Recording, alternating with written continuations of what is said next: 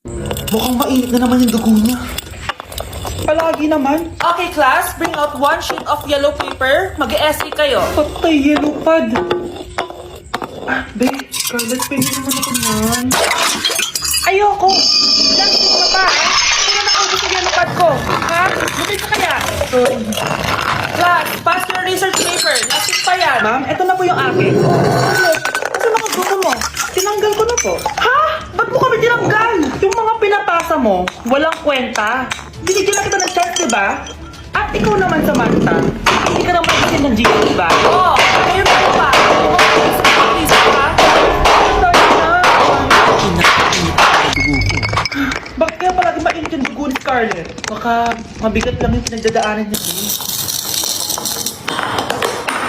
Ah! Sorry. Okay ka lang? Ano ba yan? Kasi tumitingin sa dinadaanan eh.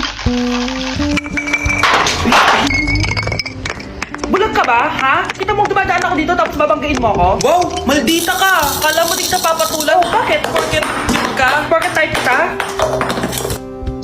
Ayun, love life lang pala kailangan niya. Oo, nakakakilig sila, bes. Type niya daw ako. Nakakainis, ba't ko ba nasabi yun?